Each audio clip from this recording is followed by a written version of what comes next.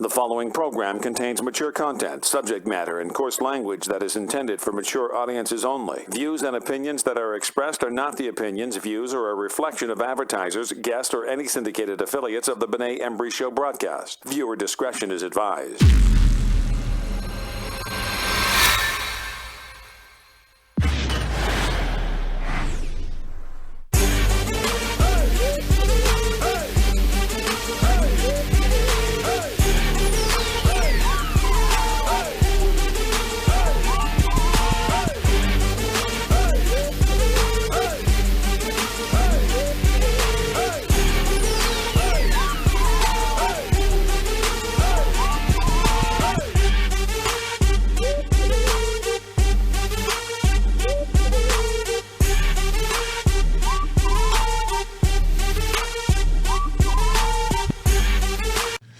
Oh, yeah. This is the BENET-EMBRY, Benet Embry, host of the Benet Embry Show, coming to you live and uncut right here, right now on PodCityPodcastNetwork.com.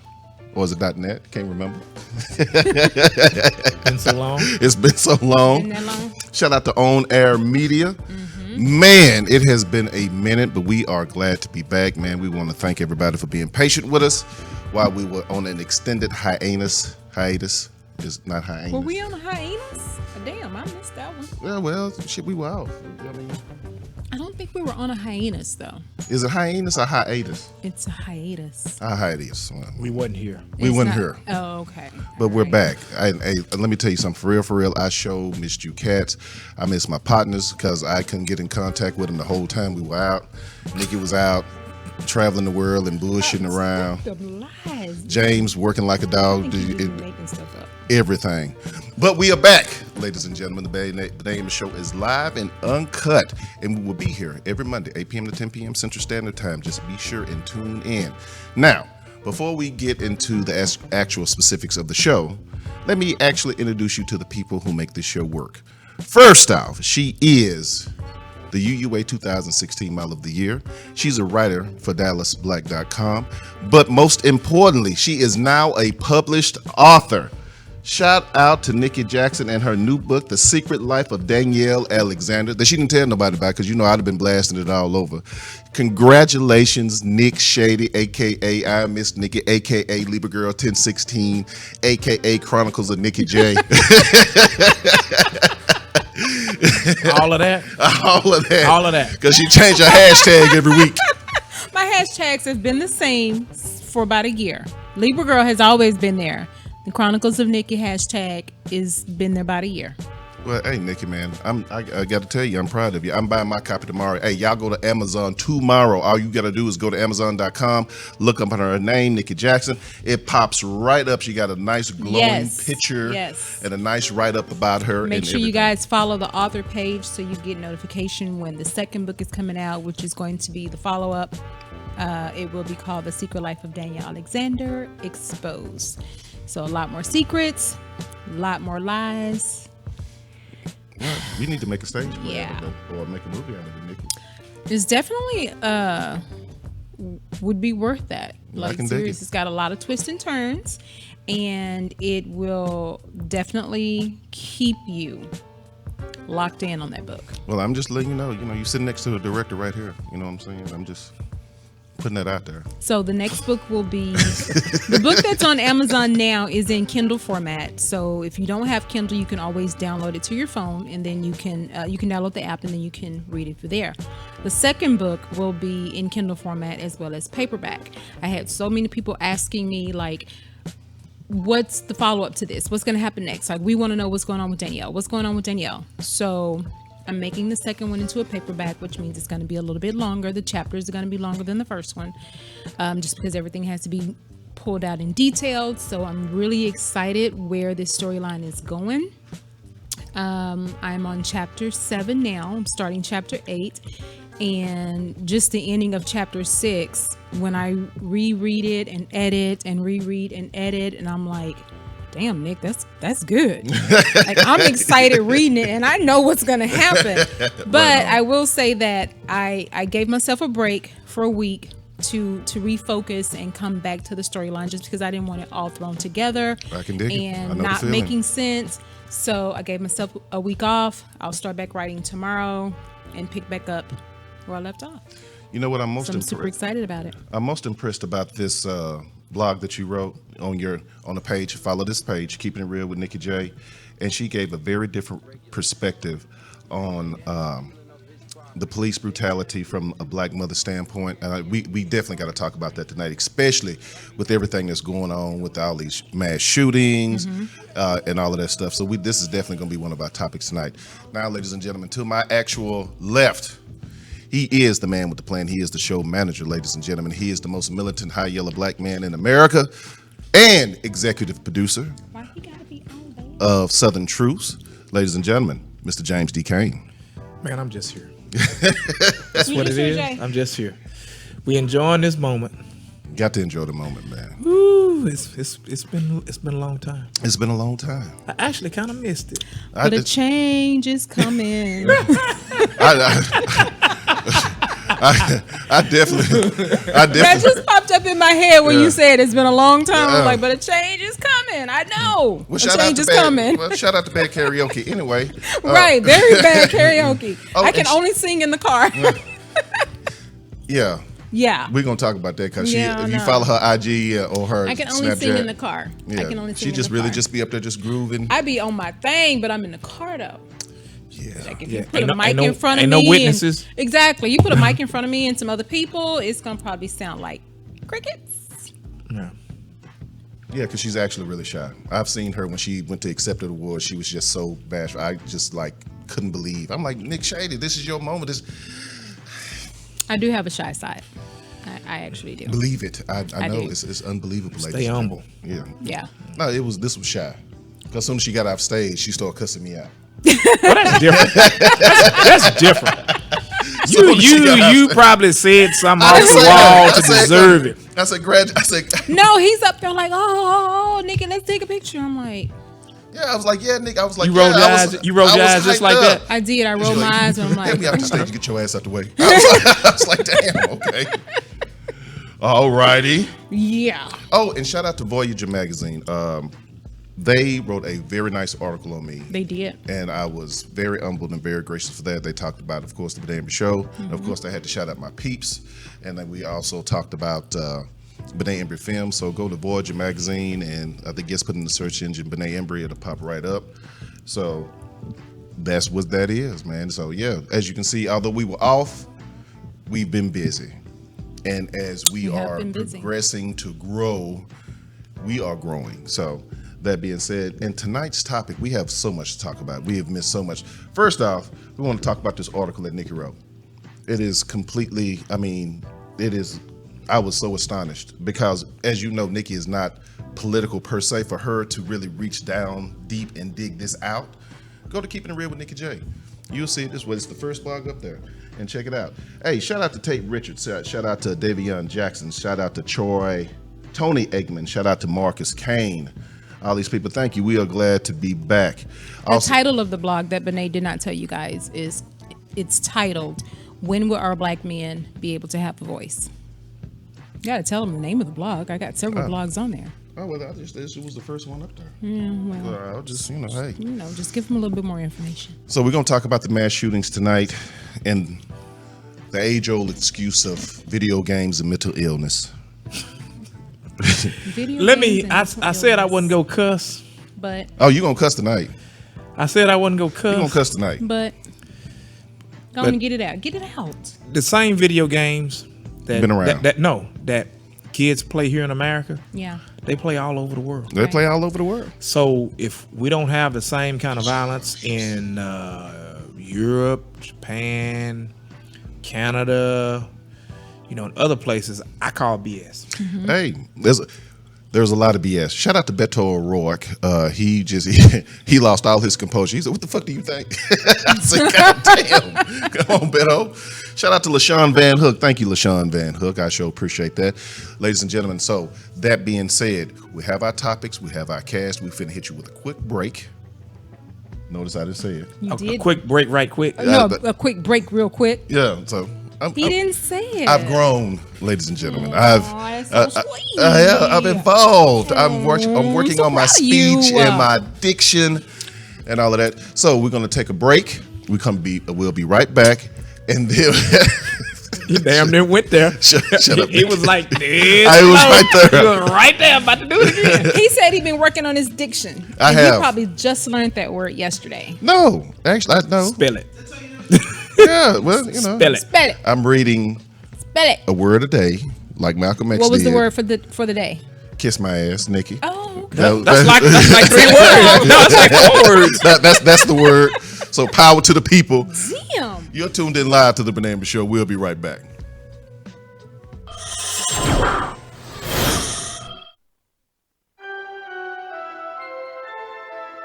Yeah. What you do on a nigga? Dab on a nigga.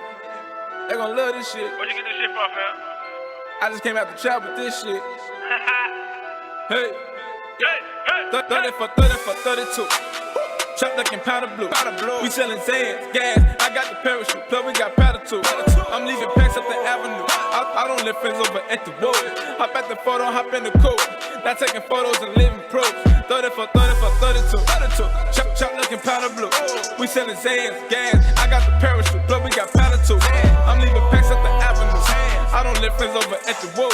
Hop at the photo, hop in the coupe. Not taking photos and living proof. Pop back the counters irrelevant. That shit that love sent me hella bit. But touch me by no one that's evident. I'm fresh in the feel like a peppermint. Thank God for my daughters, they heaven sent. They 40 gon' make sure they get the 40. Got caught with a quarter, it cost a quarter. Got back now, I travel like transporter. Get 30 for 32. Pop a nigga, pull up, hit him at the red light. Bitch nigga talk big nigga shit, fuck your bitch, she get hit with the lead pipe. Fred 48, a nigga tryna hate the nigga for that cash, nigga. Ayo, spray a nigga, real or pay a nigga, yeah. Now he got hit with a bedtime. Work move like an echo. Touchdown, Julio, John back with the petro. Iceberg on Esco. Hennessy, make a bitch get the best though. Find a bitch I can flex on. Work hard, get paid, but the check gone. Yeah, I find a bitch I can flex on. Work hard, get paid, but the check gone. Yeah, 30 for 32. Pop a little bit with the 38. Sending her out to the heavy gate. Relax, roll up in the elevate. Yeah, I don't do drugs, I just medicate. Meet at the spot for the Mary Kay. 185 still a heavyweight. 185 still a heavyweight. Get 30 for 32. Trap looking powder blue. We sellin' Zan, gas. I got the parachute. Plus we got powder too. Yeah, I'm leaving packs up the avenue. I don't live friends over at the road. Hop out the phone, hop in the coupe. Not taking photos and leaving pros. 30 for 32. Yeah, trap looking powder blue. We sellin' Zan, gas. I got the parachute. Plus we got powder too. I'm leaving packs up the avenue. I don't live friends over at the road. Hop out the photo, hop in the coupe. Not taking photos and leaving pros. 30 for 32. 32. 32.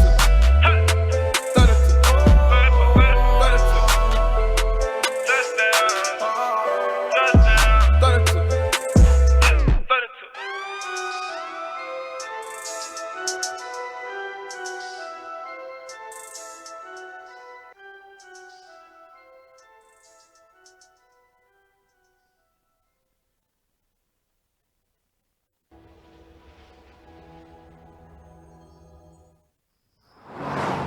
What made you pick me? I liked your picture. What? You had this sad look on your face. I felt sorry for you. Damn. So what happens tonight? Did you think we were gonna have sex? Nah, look at you. No. I thought we were gonna hang out, maybe get to know each other. You're swerving a little bit back there. Go ahead and ask you to step out of the vehicle for me. Are you serious? Why is he under arrest? Just chill, just chill. Get back in the car, you're going to jail too.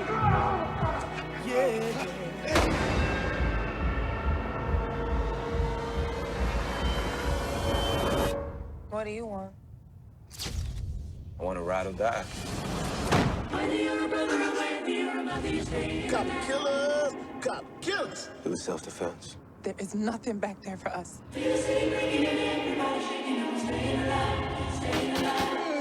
join the Black Bonnie and Clyde. Is this y'all? Power to the people. I ain't gonna bend the world. As long as my lady remembers me fondly, that's all I need. Can I be your legacy? You already are.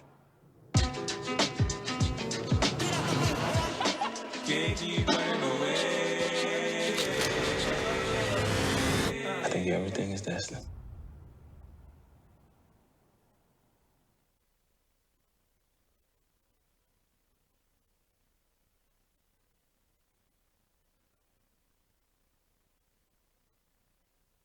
So Black China had a sex tape leak and everybody got all excited, only to find out that Black China cannot give head. This heifer cannot stand up to her fallacious responsibilities. I had way higher expectations for you, Black China. You supposed to do way better than that. How disappointed I was to see you in the video sucking dick like you eating one sunflower seed. Which only makes me want to ask, Robert Kardashian and Tiger, what the hell was all the trouble about? You mean to tell me y'all went through all that for somebody who can't suck dick? Fellas, we got to do better. It is some beautiful, eligible, educated, gorgeous women out here with good jobs, careers. They work out all the time. They love the Lord, and they can't find a man for shit. And Black China out here, fake breasts, fake butt, fake hair, fake eyes, fake dimples, and she can't suck dick. And she got men round the corner. I had a meeting with all the Chinese women in the world, and they want me to tell you, Black China, that they are pissed off with you. How you calling yourself a Black China? You know, suck it. China woman no key to happy home, suck it. Keep stomach full, bowl empty. You can ask my husband, me suck it twice a week. It's me young. Why only twice a week? I say because when I suck it, my husband go in coma for 3 days. You cannot be a Black China no more Black China for you. You have to name it yourself after another country. You Black Turkey.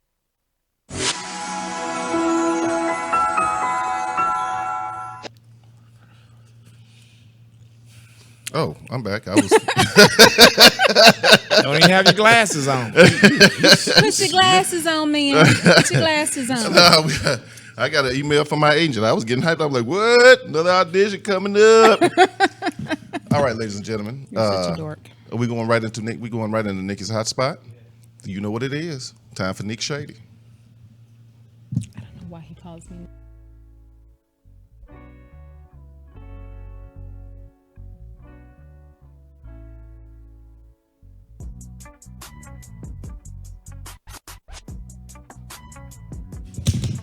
That's what you get. Why are you talking about me?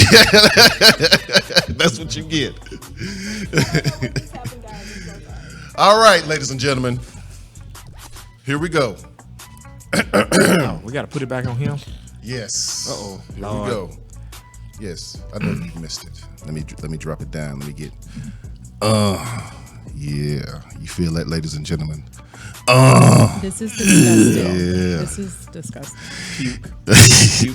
Shut up. I'm trying to shut up. It's a little cold in here, but it's about to get hot with Nikki Jackson and Nikki's hot spot. Still got it. Yeah. Whatever. Y'all gonna respect the voice. I'm telling y'all right now. They're not. Yeah. Maybe somebody else, but not us. They're not gonna respect the voice. Sorry. Man, I'll be getting millions and not. millions of emails. They're not. All right, guys. So we want to go ahead and jump into the mass shootings that we had over the weekend. Yes. I just have a couple of points to hit on that. Veronica Escobar, the Texas Democrat who represents El Paso, the site of the recent mass shooting that left at least 22 people dead, said that Trump was not welcome in El Paso if he came to visit because of his inflammatory rhetoric about Latinos and immigrants. There are now, the death toll increased to 22 and there are now 24 injured. El Paso police said the shooter published a manifesto before his shooting that had anti-immigrant and racist rhetoric, and authorities were investigating the attack as a potential hate crime. The suspect is a 21-year-old white man from Allen, Texas. She is quoted as saying, "Words have consequences. The president has made my community and my people the enemy. He has told the country that we are people to be feared, people to be hated. She also added that Hispanic people have been dehumanized by the president and his enablers, and that this was one of the lowest points in American history. What do you guys think? I totally agree. I mean, I heard what he said this morning. And he did call out, white supremacy. He did call out that, but he immediately switched it. But I still don't think he understands that he's the leader of the free world, and his rhetoric definitely has something to play into how people react when you go to his rallies and they like shoot them and fighting folks and all of that stuff or whatever the situation is. Right. Yeah, that's on you, bro. I mean, I definitely think that he may not do it intentionally, but I think he promotes the hate and the racism, but based on the things that he says, the things that he does, these white supremacy people are picking up on that.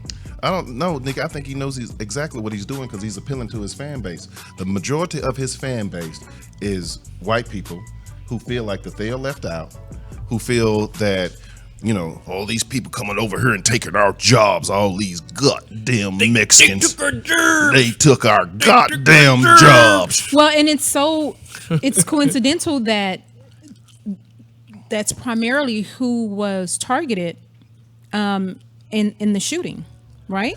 Well, not targeted, but wasn't there mostly Hispanic people that were killed? No, they were targeted. He drove 9 hours. Yeah, 9 hours from Allen, Texas. It's a damn hump. I mean, you got to think about all the way to El Paso. How long it takes to get from Dallas to El Paso. Right. He done ate something. He done drove something. He done passed up millions and millions of Walmarts on the way from here to there, because it's a Walmart on every corner. Right. He specifically went to that community where there's a high Hispanic population and started. Now, he didn't take his ass to the border because the motherfuckers down there would have shot back. You see what I'm saying? So he went up there, walked in with his hearing. He had hearing protection on. He had safety goggles on. And he went in there like, and just went in there and started spraying. I'm just taking care of business. It's like, that's all he did. Like I'm at the range. Yeah. I'm just picking off people. Wow. And like you say, my thing is that what pisses me off is that we go when we go have this conversation about should we have gun control. Gun control, him having a license wouldn't have stopped him from doing that. You doing a background check on him wouldn't have stopped him from doing that. The deal is that you have to call a thing. And white male domestic terrorism, and that's not saying everybody white is bad, but you have some of those people out there that for whatever reason still fighting the Civil War that the Confederacy lost like over 200 years ago. Get over it, like you tell us. Get over it. Just get over it. And then, they feel entitled. They feel this country slipping away for whatever reason. They don't believe in white privilege. They don't believe in the 1%. They don't believe in nothing. I'm sorry, James. Go ahead. I mean, it's going to boil down to this. And I mean, people can disagree with it. But it's some people in here. The whole thing with the guy Dylan Roof in South Carolina. He said that he went in there and he killed those people in that church because he wanted to start a race war. Yep. And that's been the talk. That's been something that's an undercurrent that's been brewing in America for quite a while. I just don't think you have anybody in Washington, D.C. that has the nuts or the guts to address it and, to call it out. I mean, Donald Trump speaking out against white supremacy, it ain't gonna change nothing. Right. Because the whole narrative is always gonna be that this was a lone crazy dude. The president didn't have nothing to do with. He didn't tell this dude to go do that. How many lone crazy dudes do they have to have, bro? How many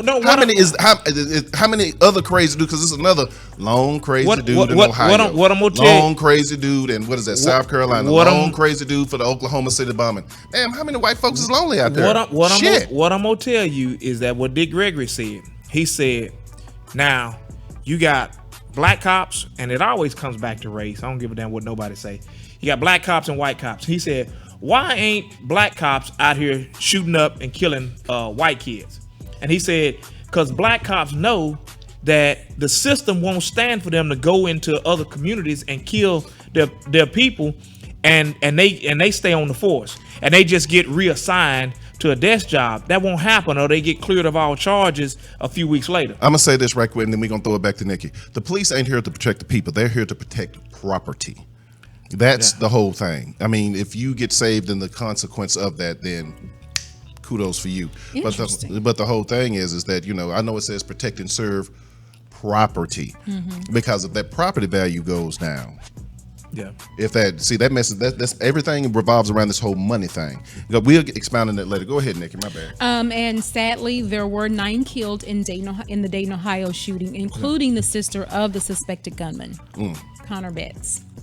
Now, the FBI is saying that copycat attacks are possible in the wake of this weekend's mass shootings in Dayton, Ohio, and El Paso, Texas. And already a man in Texas has been arrested for threatening to shoot up a Walmart, telling cops he was intrigued by the recent shootings. Wayne Lee Paget, 31, was arrested in Hillsborough County, Florida, hours after police said he called up a local Walmart at 1 p.m. and said he was 5 minutes away and threatened a shooting there. He never arrived at the store, but within hours, police had identified the caller and tracked him down. He was arrested on a felony charge of making a false report of using a firearm in a violent manner. They found no firearms in his home. Dig it. Yeah. Now, I know we're all tired of talking about R. Kelly because, I mean, Put his ass in jail it's the already. same thing. No, he's in jail. But as of today, he is facing new charges. Minnesota authorities have charged him with 2 counts of prostitution and solicitation involving a girl under 18 in 2001. Attorney Mike Freeman said Kelly is accused of soliciting the girl after meeting her at a concert in Minneapolis. Kelly was not performing at the time, but was doing promotional work. Freeman said the girl was trying to get an autograph from Kelly and that the R&B performer gave her his signature and a phone number. When the girl called the number, she was invited to Kelly's hotel. There, she was offered $200 to take off her clothes and dance. He said Kelly took off his clothes and they danced together. Was they she did 14? not provide a name for the alleged victim in Minneapolis. Was she 14? She wasn't 14, but she was under 18. She was under age. If they can't release the identity, so she was under 18. Damn, Kales. R. Kelly remains jailed in New York after being denied bail. He is also facing charges in Chicago. I mean, they finna put his ass all the way. I mean, I don't feel sorry for him because it's over. His career as he knew it is done. It's done. It's over. All the way gone. And it should have been done a long time ago. Right. And that's something else because, but he sure can sing. He can, though. He can sing. How you going to get rid of all of his songs? Do you remember 12 play? Well, okay, let it be your daughter. Could have been mine. Exactly. In movies this weekend, rounding up the top 5, Fast and Furious Presents Hobbs and Shaw came in at number 1 with 60 million. You guys can check out my review on Movie Night with Nikki J on Facebook. Check out my posted review and my rating. Number 2, The Lion King came in at 38 million. It's been in theaters for 3 weeks now. Once Upon a Time in Hollywood came in at number 3 with 20 million. It's been in theaters 2 weeks. Spider-Man Far From Home came in at number 4 with 7 million. It's been in theaters for 5 weeks. And rounding up the top 5 was Toy Story 4. Came in at 7 million, and it has been in theaters for 7 weeks. I'm so sick of Toy Story. Have you seen Toy Story? No, I'm just tired of the whole thing. I mean, how many, Woody got more movies than goddamn Rocky. I mean, it's for the babies, though. Did you take your babies to go see Toy Story? Strict love the kids. You know what I'm saying? Take the kids to see. You're supposed to take the kids to see Toy Story. No, it's not for adults. No, Well, there is a movie called Toy Story, but that's on Pornhub. That's a whole different thing. You're nasty. That's a whole different. You're nasty. Did you guys? Don't take your kids to see that. I take it you guys did not see Fast and Furious Hobbs and Shaw. No, that's actually date night this weekend. Okay. You will enjoy it. It's got a lot of action. It's got a lot of comedy. It's not a Paul Walker and Vin Diesel movie. Okay. It's not. But they do work well together for what they're doing. But it's not a Fast Furious movie. It's just not. Well, meaning the chemistry. The chemistry. Yeah. Their chemistry is good for what they're doing. Right. But it's not where you know how you have the whole gang with Tyrese and you got what's the other dude's name? Ludacris. You know, it's not like that. It's kind of like a I refer to it as like a Tokyo Drift because it's focusing on the not so main characters. Right. How Tokyo Drift was about totally different characters than Paul Walker and Vin Diesel. Well, but because the Tokyo Drift was kind of like here in America. It was something that was happening overseas. Exactly. And it was like, and they took this to London. Right. So yeah, but shout out to The Rock. It's definitely good. It's worth watching. Making that money. It's worth watching, and it set you up for the next sequel because there will be another one. Right. For sure. All right. It's a franchise. That's all your girl got. Tell You folks- guys can find me on Facebook, Instagram, and Twitter, Libra Girl 1016. Make sure you get my book on Amazon.com, The Secret Life of Danielle Alexander. All you have to do is just search Nikki Jackson. It pulls right up. $2.99. Download it through Kindle. If you don't have Kindle, you can download the app to your phone. Boom, you can read it right there. The second book is in the works. It will be coming soon. It will be in Kindle and paperback. And yeah, there you go. Catch my movie reviews on Movie Night with Nikki J, which is on Facebook. Catch my blogs on Keeping It Real by Nikki J, which is also on Facebook.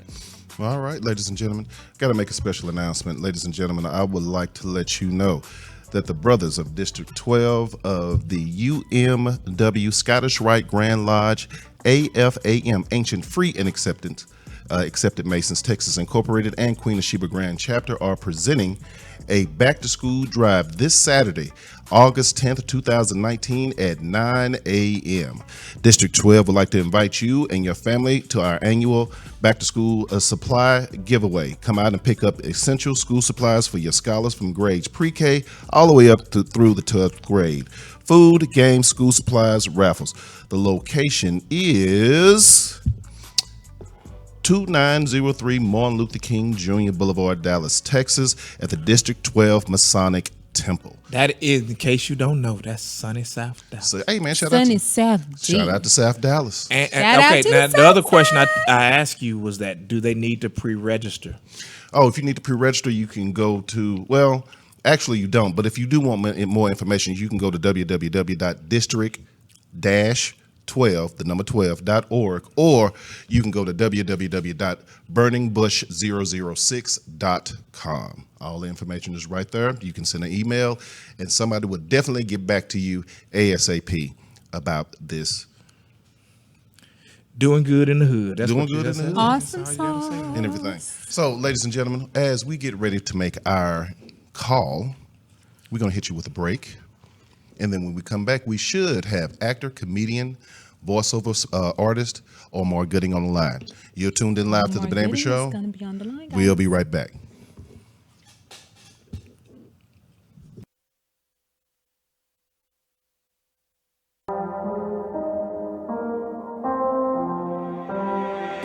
I just killed another one.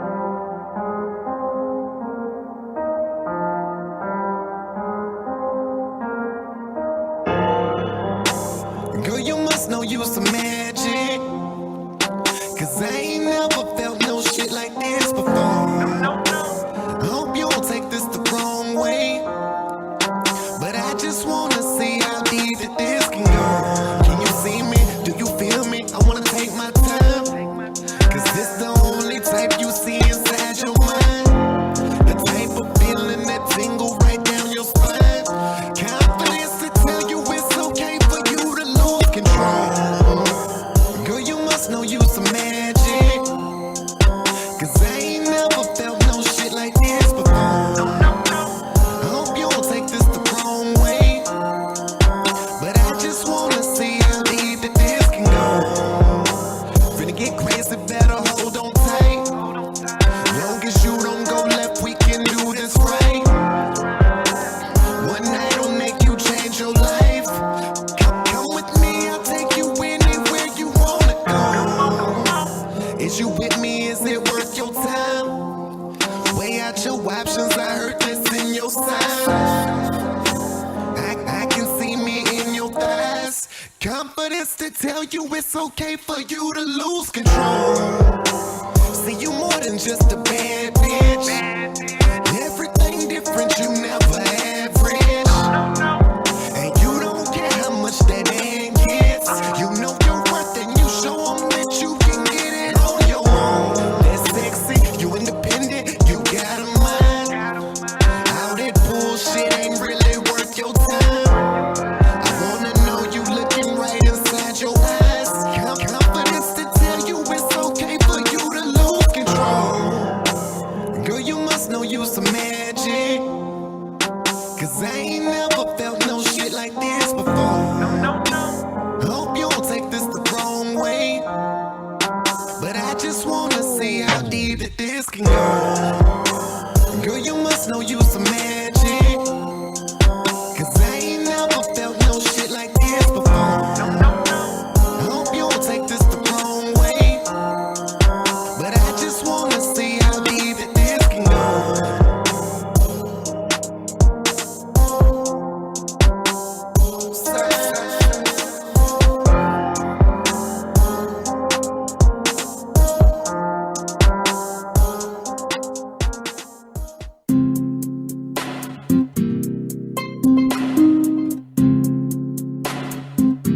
Savage game to the casket, man.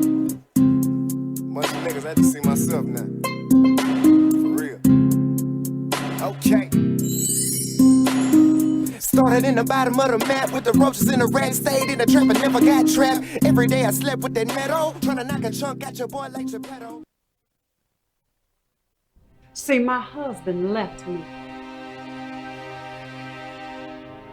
You said that for me, too! This shit is on you!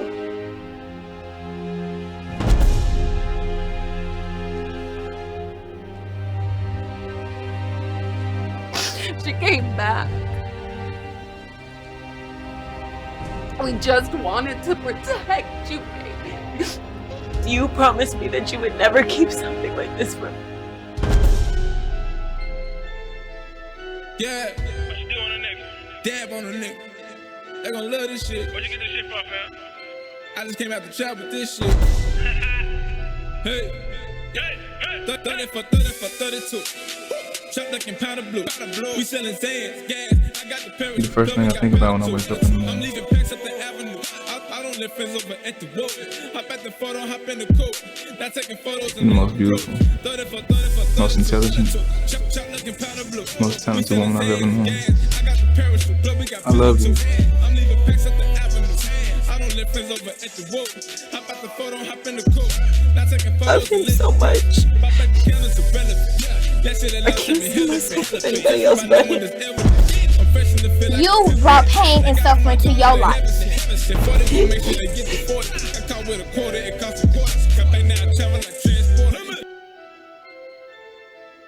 Yeah. What you do on a nigga?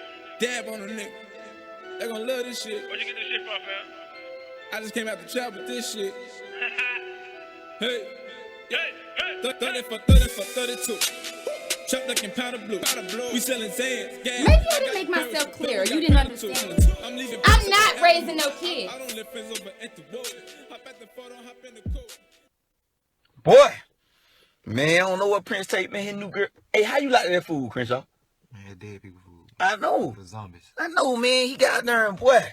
Man, I gotta go boo all this out. I'm already skinny. Man, I'm finna be 9 pounds around here, man. Ethiopian. Finna looking like a pumpkin on a broomstick. I got a big head, man. I gotta go boo this out, man. God, oh, there you go. Well, I know y'all good at food, boy. Y'all ready? I'm ready. How y'all like that food? How you like? Oh boy, you know I'm good. I know you. I see I'm you. always hungry. I see you. I stay hungry. How you like the KY? Next thing I see. How you like? My new girl can cook, can't she? Bro, it was good, ain't it, bro? My new girl. She a dog, man. That dog food. Me and Crenshaw was talking about how you bet. Yeah, man. Come on, man. She was trying to press y'all, man. What? That's my new girl. Your new girl. Get real. She trying to kill you. That's what she trying to do. She trying to stress you out. That food nasty, man. She put her heart and soul in it, KY. Her heart and soul in it? Yeah. No, she put her butt and toes in it. Man, come on, man. Come on, man, come on. You seen, come on, the macaroni. Bad, though, Yeah. Come on. I had a knocking food. The macaroni was like glue. The macaroni, I'm still chewing it. My teeth mad at me, man. My teeth ain't used to that. And my tongue. Let's go home. My man. tongue. I need tongue, so she trying to kill you, Prince Day. Oh, yeah, that. This is second year. This the worst Thanksgiving ever. Thanks to you. Hey, Thanks to you, Prince Day. That's my new girl. Your new girl. No, but that's old food in there. This might be a new girl. She got some old food. And the Kool-Aid. Come on, man. That ain't Kool-Aid, man. That ain't Kool-Aid. That's dog pee. That dog pee. It would tangle everything wrong. Give her a break. Yeah, everything wrong. House and a house is real nasty. I ain't see no roaches. Now that's real nasty. When your house nasty and ain't got no roaches, that mean the roaches don't even want to be there. I don't care about that. Get it going. Crank up the truck, man. Huh? Crank up the truck. Man, let's go.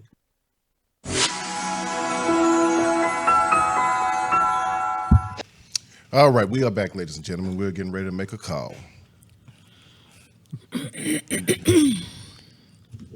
All right. Let me clear my throat. Clear my throat. Leave me alone. Do it, Miss Nikki. Shout out to Patrick Davis. That's loud being tuned in. What's going on? What's up, Patrick? Yeah, he put like little hearts. He gave you the little heart emoji. Oh, that means Everybody does that. That means he thinks I'm sweet. Oh. Yeah, okay. Woo. Hey. I didn't say nothing. Slow your rolls. I didn't say nothing. Because I am sweet. Damn it, I said I'm sweet. If you say so. All right, apparently, let me see. You know, it's this new thing with the sweet and salty. Oh, is that what it is? So I'm sweet, but I'm salty? Yeah. Mm-hmm. Yeah. I mean, some people like the taste of that. Yeah. Well, we'll see. Yeah. All right, apparently, ladies and gentlemen, we're having a little bit of trouble getting Y'all are Omar so Gooding nasty. on the line, so we're just gonna move on to the show. But he will be on this show. I can guarantee that. I'm Facebooking his agent as we speak. What up, Raymond Ware? What's up, Red Boy? What's good in the neighborhood with you, man? We're just trying to get everything. We're just trying to, parlaying, hanging in the cut, trying to do our thing. So that being said, ladies and gentlemen, let's get into this topic with, what's the name of your blog again, Nikki? When will our black men be able to have a voice? Would you like for me to read it? Or are you going to read it? No, I'm definitely not going to read it. You know how I mess up stuff. Go ahead and knock it out. I'll go ahead and try and do my best. Okay, here we go. As the mother of a black son, I fear the day he runs into the wrong white cop. A cop that's angry, had a bad day, or hates that his young white daughter can't stay away from our young black men. As the mother of a black son, I worry that he will never have a voice when it comes to dealing with a racist white cop. When will our black men be able to stand up and have a voice? Not to be irate and disrespectful, but to ask a simple question of, what did I do? Why are you harassing me? Why was I pulled over? Simple questions everyone has a right to know, but questions a black man dare not ask. Black men are taught, even before our time, you respect the law, don't ask questions, and do as you're told. It's what's needed to save your life. As to where our counterparts, white men, have been caught on video and such TV shows as cops being blatantly and purposely disrespectful, talking back, as the old folks say. Not giving a rat's ass about a taser, a gun, or going to jail. They taunt and tease until the cop decides he's had enough and arrests the guy. Or they give chase and then politely tackles and handcuffs. We all know the same rules don't apply for a black man, or a woman for that matter. Freddie Gray, Michael Brown, Trayvon Martin, Alton Sterling, Sandra Bland, and so many more we don't even know about. I want our black men to have a voice, to be able to stand up for themselves without getting tased or shot. A white man in a cop's uniform is more relevant than a black man with a voice, because a black man with a voice is an angry black man. Let the story go. He's loud, aggressive, and failing to do whatever it is the police feels he should do. Oh yeah, he's being uncooperative because he refuses to get out of the car. Refuses to get on his knees and put his hands behind his head, refuses to be bullied unnecessarily and with no just cause. Yes, I said bullied. White policemen bully black men because they know they have them afraid, scared of the outcome, scared of having to put their mother through the tragedy of burying them. Immediately, we as black people tense up when we see a white officer. Now, I am by no means blaming or pointing fingers at all white police, and I'm sure there are a handful of good, decent, non-racist, do the right thing cops. Some may even be embarrassed at how their brothers are behaving. But like the saying goes, one bad apple ruins it for the whole bunch. So guess what? All black men are profiled to be and act a certain way. Well, all white cops are profiled to be racist, angry, and ready to shoot before they even know what you did. These are lives being taken. This isn't TV. These people don't get to come back when someone yells cut. As the mother of a black son, I feel for the mothers that have lost their boys to this unforgiving, cruel world we live in. Racism has been here for many, many years, and it's not going to change. I pray that it does, as I pray for mothers raising young black men that have the same fear that I do. Instead of hanging our black men, they're shooting them under the umbrella of the law and calling it justified. Even when we have live video footage of the incident, white police are not being held accountable or found guilty because a racist white cop can hide behind a protect and serve uniform. Rodney King was beat down by 4 white policemen and not one was found guilty. Not one. They act like we don't have a right to be angry. We are angry that our sons, fathers, uncles, brothers, and cousins are being taken away from us. When will our black men be able to stand up and have a voice? Well, shit, that pretty much says it all. James, I'm pretty sure you got a couple of things to say about that. Well, you're talking about... Wait a minute, hold on. Nikki wrote this. What prompted you to write this? Was it just thinking about Tim or just seeing things in general? Seeing things in general and the fact that I have a black son. I mean, the things that are going on to black men, at any given time, my son is pulled over by the wrong white cop. Right this on. could be This could be my son in that situation. This could be me having to bury her black son because he's pulled over by the wrong cop at the wrong time on the wrong day. It can happen to any no black man is above what is going on in this world with racist white cops. Not one. No celebrity. No. Blue collar, white collar doesn't matter. All black men are susceptible to what is going on right now today. Period. So that's what prompted me to write this, because at any given time, I can be that mother that someone is praying about. Dig it. But I mean the context. Because I want people to understand that when you say this, they say, "Well, I don't see what you're seeing," and that you've been. No, don't say some people, dog. We see it. No, because we all got black sons. No, but what I'm saying is that you have some people. They say, "What you're seeing, Nikki, is something that has been sensationalized in the media, something that has been overhyped and overplayed, and it's never what you think it is." I mean, what would you say to that? No, well, I tell them go read the Willie Lynch, when they specifically tells him take the biggest, blackest man and beat him and whip him in front of his woman and his children. Yeah. You dehumanize that person. You take somebody that is a symbol of strength and you constantly and you put him down. Right. And you make him seem weak, and so for everybody else to follow suit. Now, there are some situations that I see on Facebook, ladies and gentlemen, where a black dude may be being disruptive, and I'm like, don't do that, bro. Don't do that, bro. But on the same token, the guy in Minnesota that was reaching for his ID and got shot, 7 shots fired into that car where there was a woman and a child sitting right there for reaching for his ID. Well, but hey, the cop didn't know what he was reaching for. He told him, he said, "Hey, man, I have a gun." He told him to get his ID. Now, I saw the actual Facebook Live. I was looking online.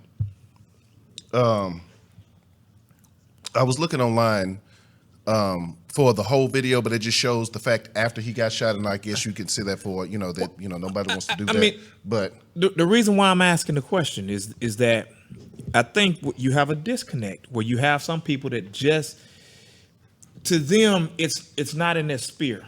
It's not in their world.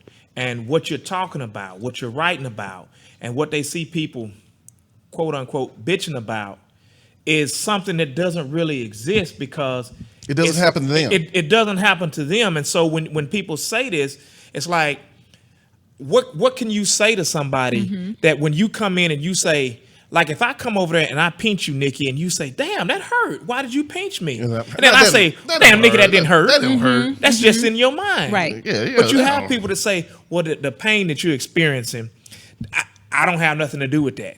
I didn't cause that pain. I'm not the direct result of that." And I'm like, no, but it has always been a system that has been protected, that has been cultivated, that has been funded, and that the United States government has been a participant in. Because when we start talking about all this other stuff, people say, well, we get to this whole thing about reparations and, should people get reparations and all this? And they say, no, that's wrong. And I'm saying the reparations is to repair. And what has America done to repair some of these injustices that we see? Because when somebody gets shot, they get shot 20 times. And they didn't have a gun, they didn't have drugs, and none of this other stuff that they say they thought. They say, well, in the cops' terminology, well, it was a good kill because the cop feared for his life. And I'm saying, damn, at what point can a black man fear for his life? Right. Now, a dude can drive from Allen, Texas, all the way up to El Paso, and he's taken without harm. In South Carolina, he was hungry, so we stopped at Burger King. Now, if there had been anybody else who... Well, now, one of the gunmen got killed. That's in Ohio, but that's a very rare occurrence. I'm thinking about Dylan Roofer went in that church and shot all them people, and they took him to go get Burger King before they took him to jail. And then this cat here... you're talking about that. Okay. This cat here was armed to the T. With body armor. It couldn't have been a black man that was armed with all of that protection on, and they would have went in there blazing. They would have been in there shooting and blazing. Freddie Gray got killed for selling illegal cigarettes and was choked out, and the cop got off. Yeah. Now, anything anybody else. So we can't say use the excuse. Well, he was mentally ill. But we have to understand that, you know, and a lot of people just don't want to have to think about it. You know what I'm saying? Yeah. They just want to disassociate themselves from the situation that's going on because, again, if it doesn't affect me, then I'm not bothered by it. I don't want to hear about it. I don't want to talk about it because it doesn't affect me. Right. But if you are the mother of a black son or a black father or a black cousin or a black uncle or anybody, black man in your family, it can easily one day be you. Now, I have a son. My son is not ghetto. My son is not hood. My son does not walk with his pants hanging off his ass. My son don't have gold teeth in his mouth. My son is very well put together, very proper, very well spoken. He is a young man. Shout out to you for raising him like that. Thank Nikki you. J. He is a young man. But at the same time, every single day, I think about my son. I worry about my son. Not worrying like, oh my God, he's going to get pulled over by a cop. But I worry about my son, period, because he's a black man in America. Well, so I probably check on him every other day. And it's not anything major. I'll just send a text and say, hey, sweet pea, you good? And he's like, yeah, Mom, I'm good. You good? Yep, I'm good. I just need to know you're okay. So wait a minute, hold on. First off, you know your son grown. You still call him Sweet Pea? She can call him whatever the hell she wants. I was gonna say something your mama a little still bit more call harsh. you Pookums. No, she don't. I was gonna your mama still call you Pookums. I banned I can that. call him whatever I want to. Now your mama is subject to show up on the timeline and say that I'm right. She does not call me that. She anymore. does. But yes, she I doesn't still call me my that son anymore. Sweet Pea. You can give googly eyes all you want at the camera. She doesn't call me that anymore. Your mama will respond. I'm a 47-year-old man. You will not call me Pookum, just like your folks still don't call you Toot. They do call me that. Well, that's you. That's what it is. That's the high yellow factor. You know what I'm saying? That's what it is. Well, I mean, it's just a high yellow factor. And I know that if I'm from Wakanda. You know, you from Wakanda? Damn right. You ain't from no damn Wakanda. Yes, I am. Do not threaten my heritage with your heritage, sir. Oh my God. I am a proud warrior. I mean, I have a brother. I have a young brother. I worry about him. He's a young black man in America. He's also not gangster, not hood, not thug, not walking around with his pants off his ass, not smoking cigarettes and standing outside of a loud car. He's not any of these he's not any of these stereotypes that these cops like to make us think that we are. They did this for a reason. Right. This person looked a certain way. They looked like they had a gun. They looked like they were reaching for a gun.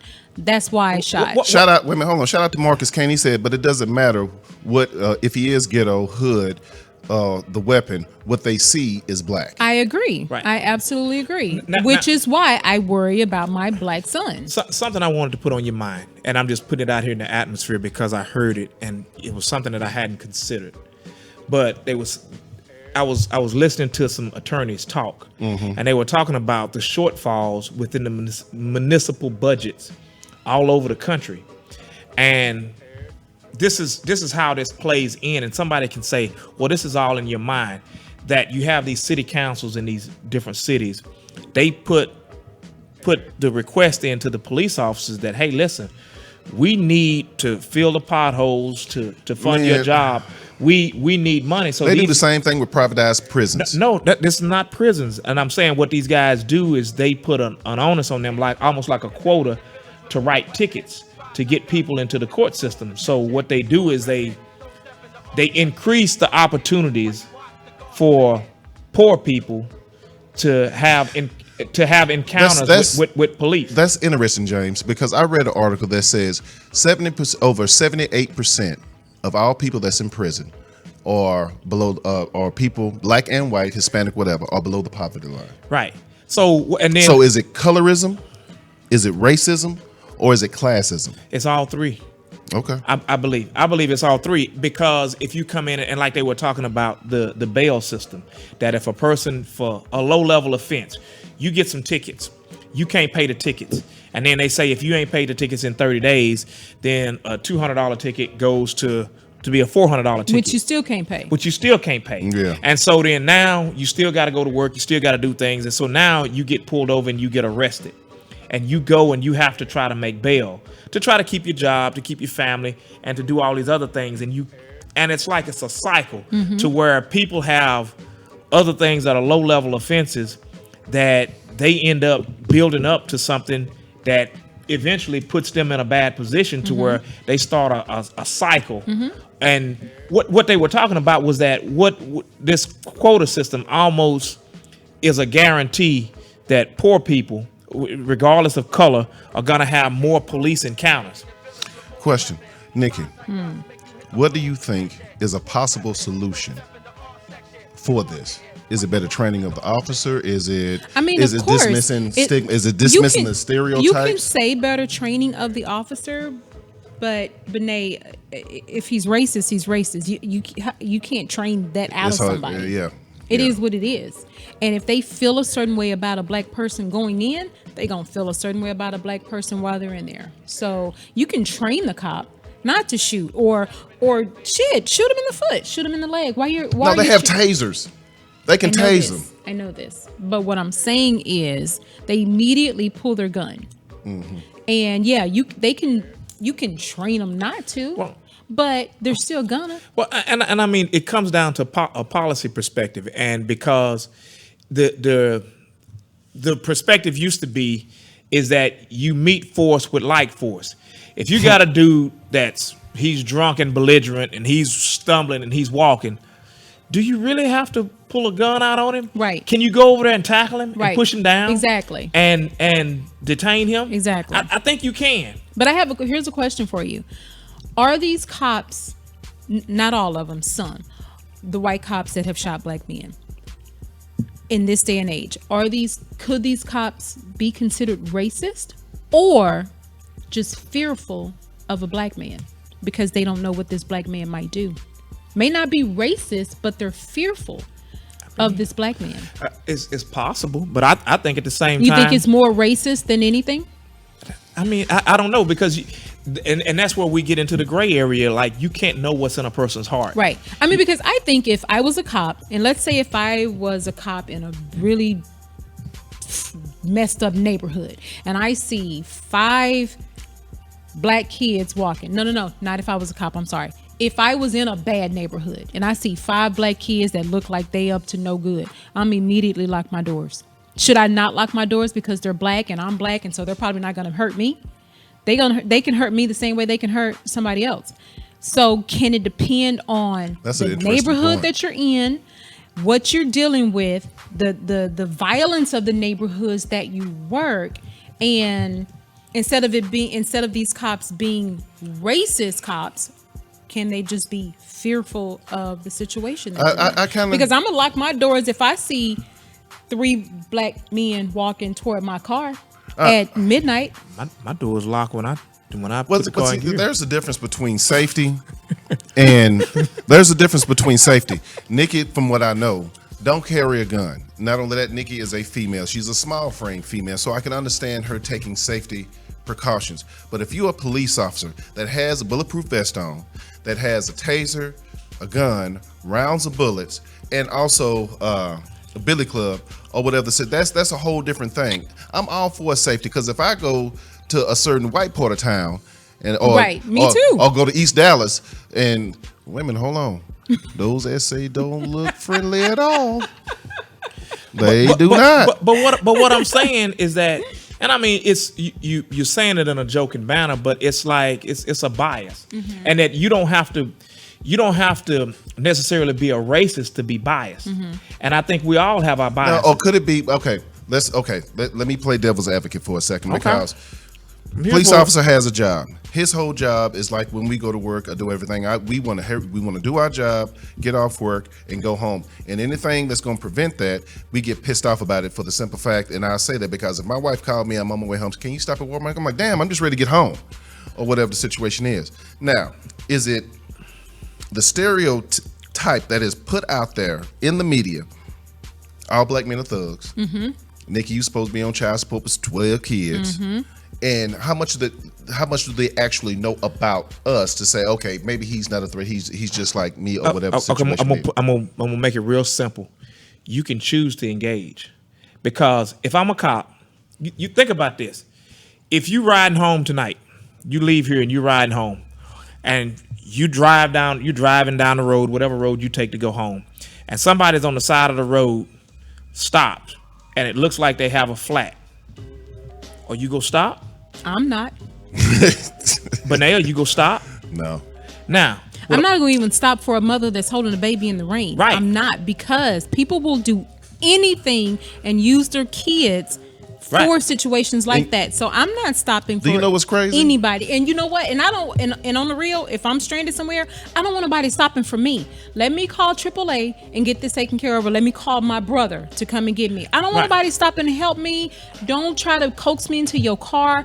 I'm good, because again, these same people that's being good Samaritans to pull over and help you can be the same person that's got you hogtied in the back of the car, and now you're about to go somewhere and be raped. Well, just leave me alone. I got it. Well, the crazy thing is, when me and James were coming up, and we would, take our little road trips and ride, going up and down. Different times, because I wasn't like that. I wasn't like that 5 years ago. We would see somebody, didn't matter what the situation was. It was a lady. Remember, we were coming back from Jacksonville, and we would pull over, have this lady change her tire. We would, took somebody to go get a gallon of gas and take them back to their car, because we were just trying to be helpful. Nowadays, if we'd have got out the car, damn, two niggers. Exactly.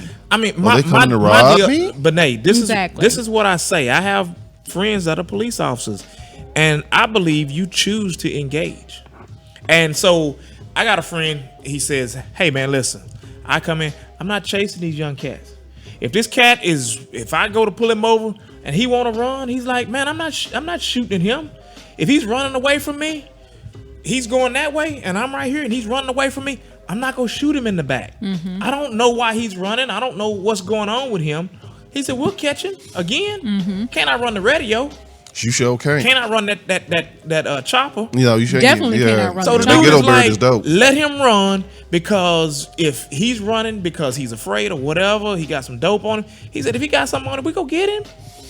I'm not gonna be a hero. So he's like, I want to go home to my family. So I believe people choose to engage, and just because you see, as a police officer, you see 5 black kids walking down the street, I mean, they're doing a damn thing wrong. If you see 5 white kids walking down the street, it don't mean they're doing a damn thing wrong. Those 5 white kids could actually be up to something. Right.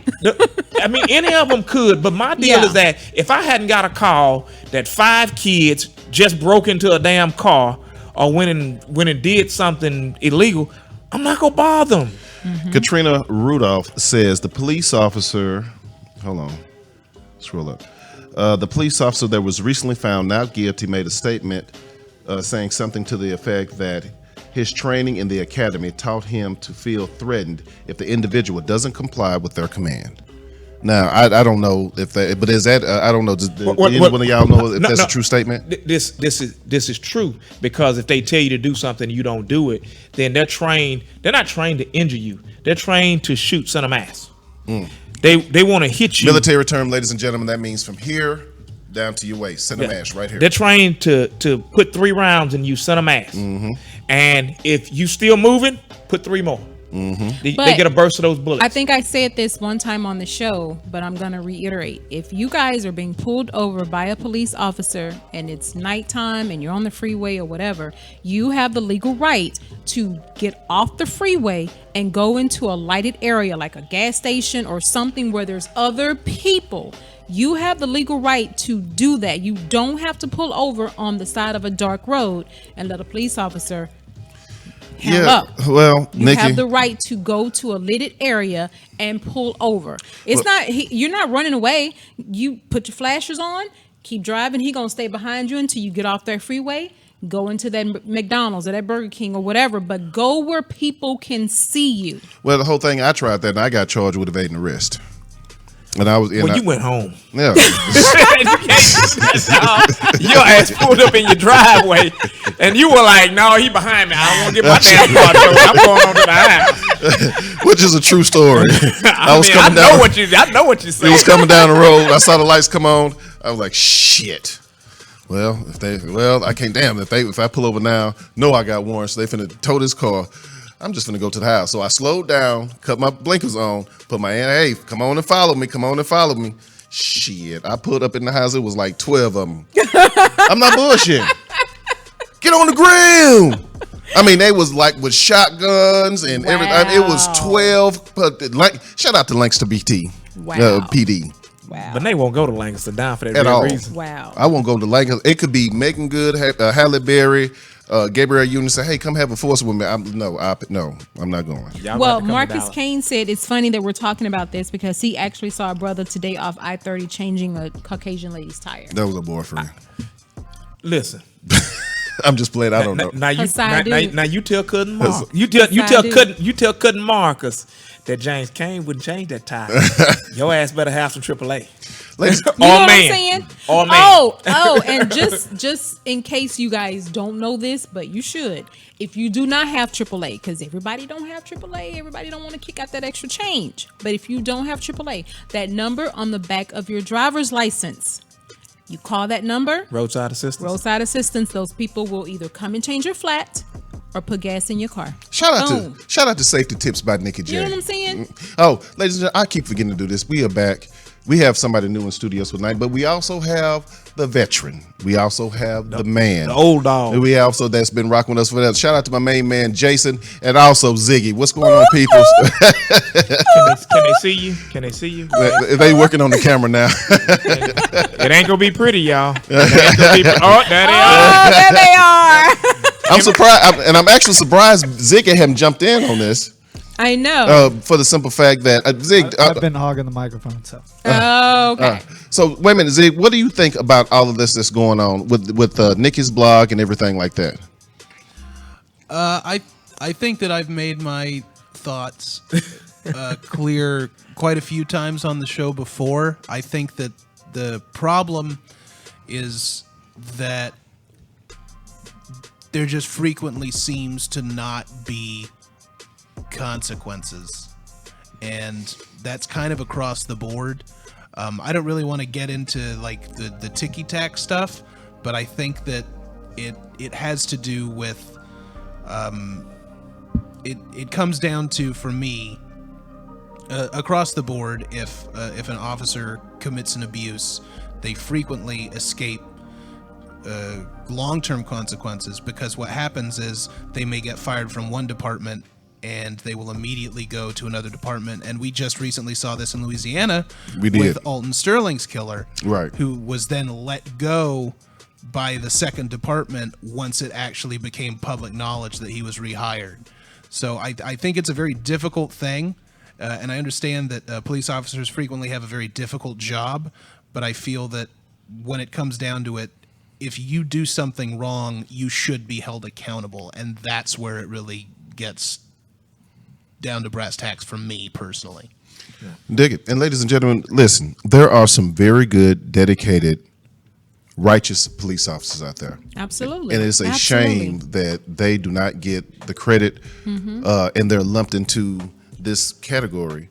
But on the, there's no but in it, and on the same token, you know, don't lump us all into a category. You know, you have to know each individual. There's some really good police officers out there. So shout out to the men in blue, the righteous men in blue that actually take the time and get and actually want to do their job right versus just, you know, oh, I'm scared, pal. You know what I'm saying? Can I say something? Go ahead. Because I brought this point up to some guys that I work with. And I'm not trying to put them on blast, but I brought this point up. Don't say no names. I ain't saying no names. But say if they can't whip your ass, if I'm in Walmart, and I'm in the store and I'm buying groceries, you know, I'm in the grocery aisle, and I have my pistol in my pocket, you know, like I quite often do, and I hear in the store. What do you think my first response is gonna be, Nikki? You gonna pull out your gun and run? You think I'm gonna pull out my gun and I'm gonna run?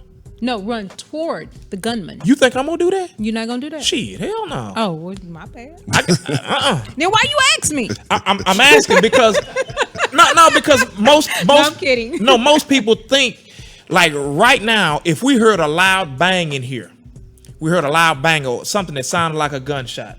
The first, I mean, I'm gonna get on the ground. You gonna think somebody is gonna be like, wait a minute, it's somebody around that corner. No, I'm not finna say nothing. I'm finna get my ass on the ground. But that is the first response of most people is to take cover to figure out where this commotion and this noise is coming from.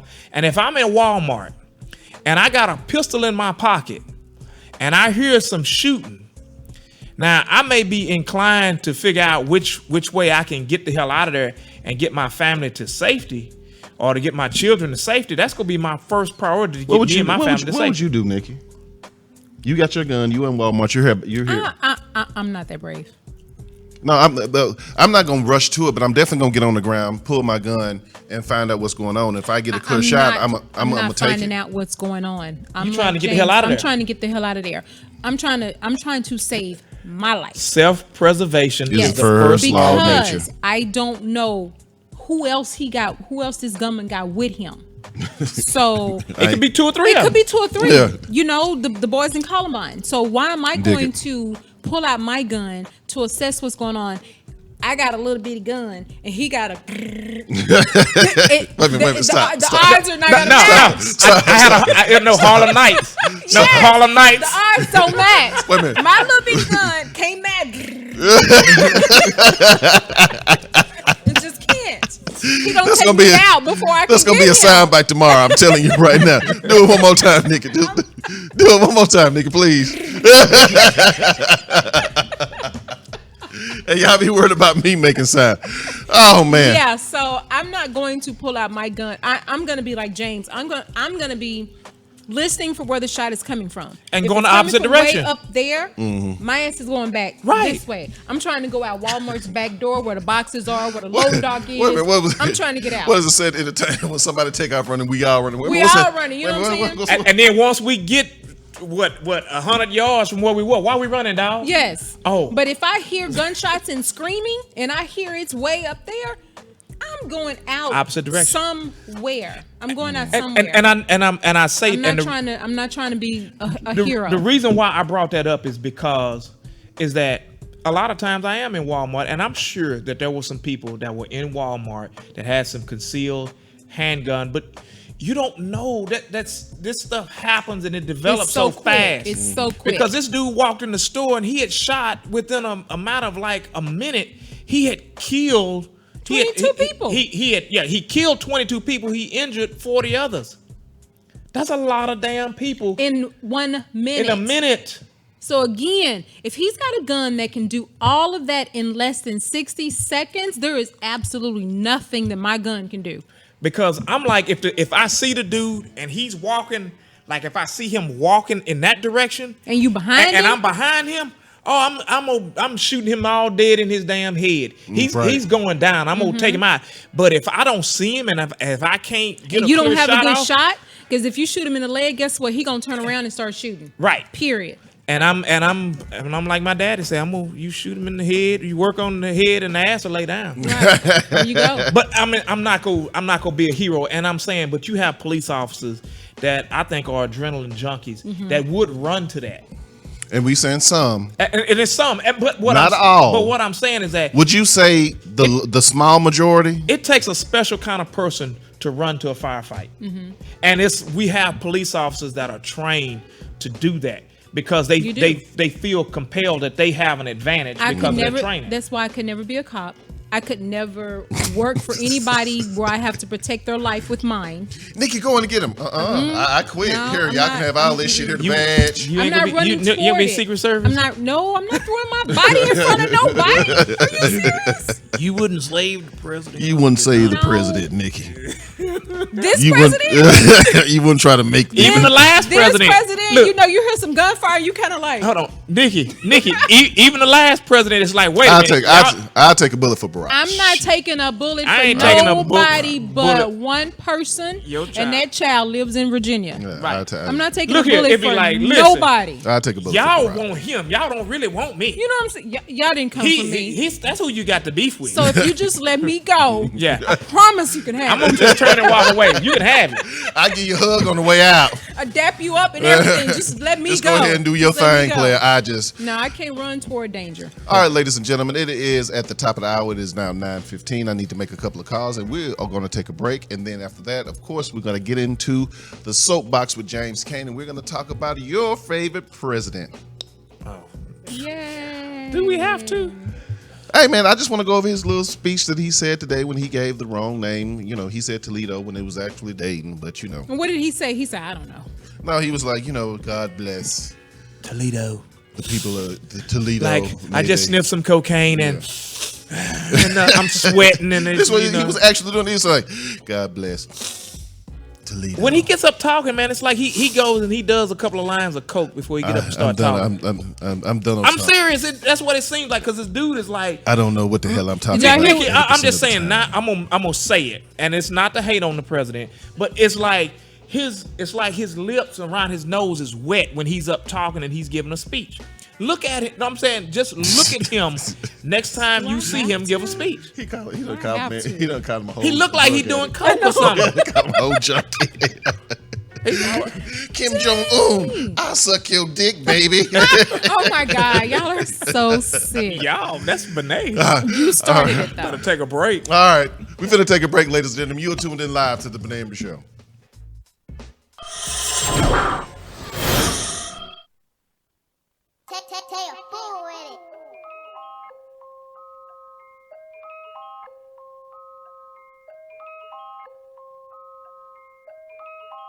If a bitch talking shit, I tell her run it up. Nigga running at the mouth, I tell him sum it up. Lyrics stick to your stomach, make you vomit up. Janitor, bring the mop, nigga, clean it up. I got $1 million dreams when I wake up. So I grind all day to get my cake up. He be fucking on me hard, never break up. Summer, you can't leave our house without some makeup. Now turn it up. Turn it up. I be the one to keep it hot in the city, bad bitch. I don't even gotta show one titty, mad chick. All these hoes looking so damn silly, damn bitch. I be sitting here looking so pretty, I'm lit. About to catch a flight, I be on vacation. Skin so dark, looking like a Haitian. They don't like Miss Blue, tell them that they hating. Blue light special, bitch, I'm amazing. Sagittarius, I don't give a fuck. Fire in my veins, nigga, heating up. Plumber, you should just start rapping. I'm just spitting truth, no capping. Instagram something, no caption. Some of y'all fake, no acting. Really ain't about that action. What's the run it up? Give me that. Run it up. Getting cash. Run it up. Louis bags. Run it up. Making moves. Run it up. Designer shoes. Run it up. Truly real. Run it up. Movie deals coming up. No credit limitation, I'm from the South. Limited edition, I'm the hottest. Word of mouth. Miss Blue stay trending on your timeline. Topic of discussion, you don't wanna cross that fine line. I am the lights, camera, action. Moonwalking on these hoes like I was Mike Jackson. And my flow gets scary like Thriller. UGK, it don't get no Triller. I have the nicest flow up. I been fine as fuck, never had to glow up. Giving you that blue light special. Don't need reservations, I can just show up. Now turn it up. I'm on the radar, I'm so suspicious. I eat caviar, my rhymes is vicious. My folks from the South, we superstitious. My attitude bad, you'll leave with stitches. I like to clean house, no dirty dishes. You can't fuck with him, I am the missus. If he ever cheat, the game the mistress. But I go so hard though. You ain't talking money, then it's no conversation, ho. I'm so cutthroat, I'm so cutthroat. Like the color purple, but this ain't hard pro. I'm more like Ike Turner. I got all the sauce, I just might burn you. Pretty like Tina, watch your demeanor. Miss Blue fresh, I'm a whole lot cleaner. My mug gon' mean, I mean my mug got meaner. Fairy tale bitch, you can call me Thumbelina. Ass so fat, it be looking like Serena. Looking for the bitch, tell me if you ever see her. What's the run it up? Give me that. Run it up. Getting cash. Run it up. Louis bags. Run it up. Making moves. Run it up. Designer shoes. Run it up. Truly real. Run it up. Movie deals coming up.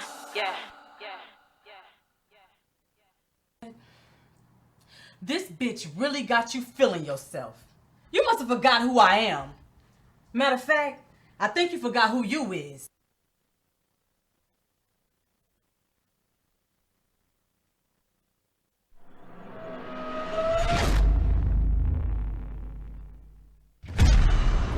Tanya. Tanya who? Tanya Embry. She's being booked on possession. This was the day my life took a turn. I had been through a lot of things in my life, but this right here, man, it hurt me to the core. I mean, I finally found true love. And then this shit happens.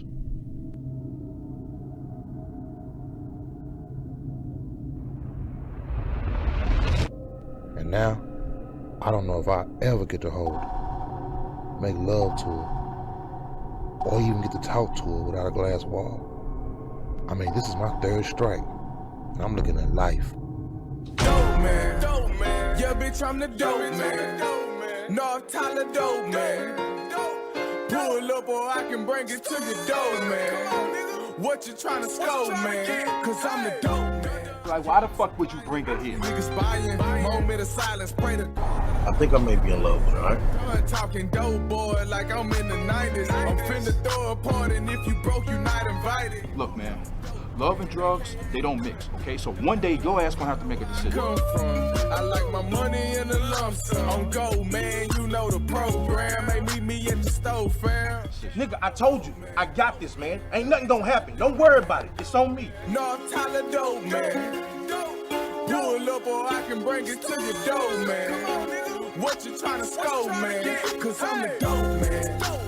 Yeah, bitch, I'm the dope. Bishop, we got a problem. Bitch, I'm the dope, man. Always on go, man. Bitches call me Dun Daddy, but the streets call me dope, man. North Tyler dope, boy.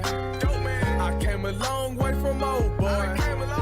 Yeah, I'm a hustler, ain't got no choice. I had to make a choice between love and drugs. Shop with the kid, get a bargain. Started getting money, then I became a target. Niggas doing bad, so I know they planning on robbing.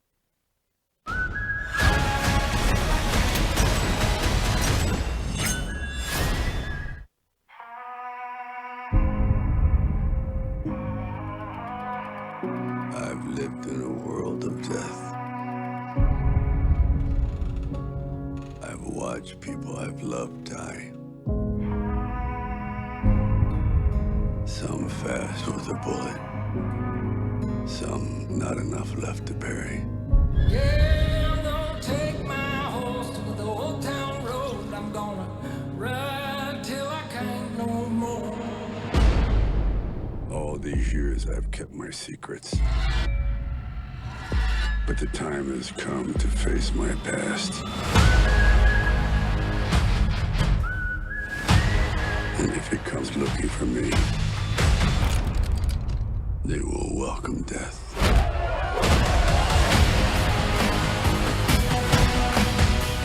I want revenge. Ride till I can't no more. Nobody tell me nothing. I want them to know that death is coming.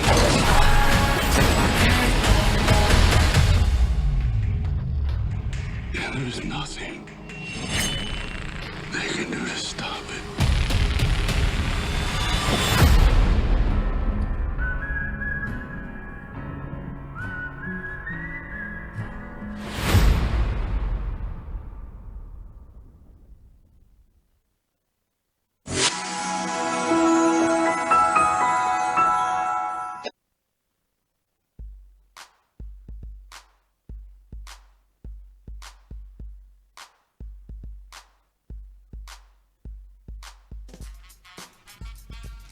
All right, ladies and gentlemen. What's so funny? James, you don't see him? Oh, he got his music. Yeah, he's been itching for that. Ladies and gentlemen, before we get into the soapbox, spring cleaning. Cleaning is no longer about your closets. Clean out your life. Revolution Coaching. Functional, healthy coaching featuring individual programs, one-on-one group and family coaching, healthy home. What the hell is this? Healthy home. It says healthy. That's why he don't do live. No, it says healthy home, healthy life programs. What is healthy home, healthy? Healthy home, healthy life is how you say it. Oh, healthy home. Well, there's no comment there. Healthy home, healthy life programs, food co-op, and pre-made meals. Meal planning, especially on a budget. biocommunication with access to body therapy, colonoscopies. I mean, I guess they clean out your colon. Membership discount. Go to www.divasfordude.com or call 903-326-8591. I'm sorry, I totally jacked that up. I'll be more prepared next week. That being said,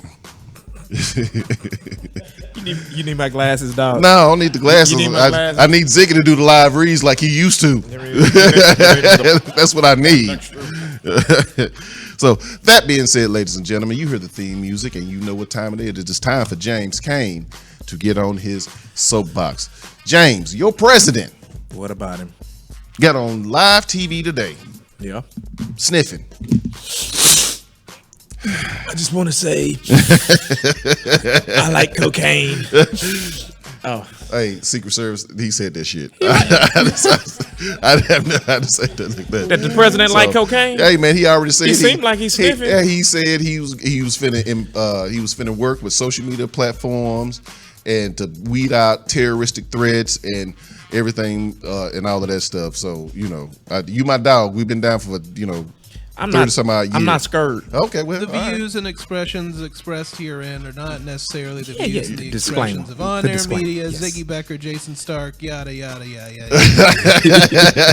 We're gonna see James ass handcuffed on the news in the morning, walking out of Starbucks. Right on Facebook Live. Right on Facebook Live. Wait, with his head down like that. Nah, he gonna be talking shit. And not only that, they ain't gonna take him to Loose They're gonna take him to the Earl Cabell Federal Building because that's what they don't take. How do you know these things? Hey man, he been there before. I don't live the interesting life. I've lived a very interesting life. He's been there before. Been there, done that. No, but he got on. He said, "Now I was impressed that he actually did call out and condemn white supremacy.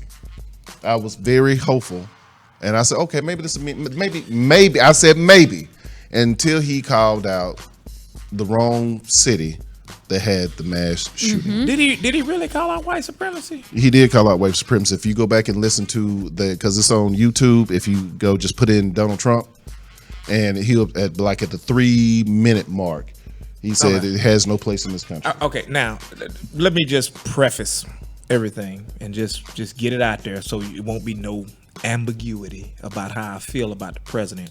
I think he's a disgusting individual. I think he lacks morals. I don't think. Why? Because he slept with a porn star raw while his wife was in the hospital having a baby? No, not because of that. Oh, okay. That's just what a dirty old man does. But what I'm saying is that it bothers me that we have a lot of my quote unquote Christian brothers and my good red-blooded, I bleed, red, white, and blue American people that will give this man a pass all at the time. What he says and what he does all the time. Because my deal is that and you're right, James, because I actually really want to talk to these conservative Christians. Dude, if Michelle Obama was butt naked out on the goddamn internet, she just showed her arms and people went into an uproar. And like you said a couple of shows back, you can see the first nipples online. This cat has admitted to paying a chick. Look good. I'm just saying. He has admitted to sleeping with a porn star while his wife was in the hospital having that last child. Now, I understand that you don't want to give in to the liberals or whatever the situation is, but I thought, don't you supposed to have some type of stance of righteousness? Shouldn't it be country over party? And you can't tell me this motherfucker is right. Not on anything. Because I guess you have to understand, and not that it's right, but when you look at the understanding is that, well, if we don't stand with him, then we'll cave in and we'll lose all the gains that we have. What gains? What gains have you actually received? How many people has he appointed to the Supreme Court? 3. Right. 3. No, is it 2? How many people is it? 2. Yeah, he's 2 Supreme Court justices. You know how many federal judges, that they did not approve under Obama the whole damn 8 years that he was president. You know how many federal judges they could not get cleared that he could not appoint? Trump has got damn near 200 federal judges that your federal job means that when that's lifetime, dog. Yeah. That's lifetime. Until you retire. And do you think that he put somebody in there that would care about gay rights? Do you think he would put somebody in there that cares anything about what let alone what black people think or Wait a minute, want? hold on. Did you not see his tweet? He cares about the African Americans. Oh, because he went and got that dude out of jail. He went and got ASAP Rocky. Man, ASAP Rocky could have taken some damn lashes with a cane. And his punk ass could have been in jail eating bread and water. For me, I could care less. I'm very confused on why he was so concerned about getting A$AP Rocky out of jail. Do you know who A$AP Rocky is? He's a rapper. Oh, but do you know who he is? Who was. Nah, I didn't know. I ain't never listened to his music. No, I don't either. That's the point. Now if he I know who he is. Now if we went and got LL Cool J, but that's what I don't a different understand thing. is why was Donald Trump trying to hurry up and get this man out of jail? Like he been helping for weeks. Hold on. I'm like, what? He done call Sweden. Hey Sweden, how's my homie ASAP doing? Right. No, because it's publicity. And the deal is that as the president of America, he has an obligation to protect and to help American citizens. Now, dude is an American citizen. Now, whether wasn't this the same dude that was out there in Ferguson saying "fuck Al Sharpton" and all of that shit? Yes, and Black Lives Matter and all that stuff. Fuck Black Lives Matter. When he got in a bind, he was kind of like, Al, dude, look, I know you're a race baiter, but can you help a brother out? Jane, hey Al, I was just tripping. I was just playing. Yeah, you know how we do. You know that. Yeah, okay. But man, it's so many. I don't particularly care for some of the delivery, the style, the context of the man, the people that he have around him. And I don't like him. And Beto O'Rourke says it perfectly. Now, early in the show, Nick said maybe he's doing unintentionally. I think he knows exactly what he's doing because he always has a different spin. He always has some type of different aspect to look at. He never accepts responsibility. My biggest problem is other than him just being a plain out dick, is that he can't relate to me. He thinks he really believes that he's helping out African Americans. He really believes that he's helping out this country with his rhetoric and his talk, and then with his stances and everything. It takes strength to say, you know what, I was wrong. I'm sorry. Me and you talked about this on the phone. These people that's supporting him blindly, they're never going to admit they're wrong. For the simple fact that if they admit they're wrong, to them that's a sign of weakness, and they've caved into the quote unquote liberal agenda. Right. That'll never happen. Well, but then I mean that's what you have to see it as. You have to see people see it as I'm conceding ground if I come in and I say I'm wrong. But the example that I gave earlier was that you've been married before, I've been married before. And I said, at some point I came and I said, this shit ain't working. This was a mistake. Yeah, this ain't working. This ain't good. Right. And I gotta get away from this.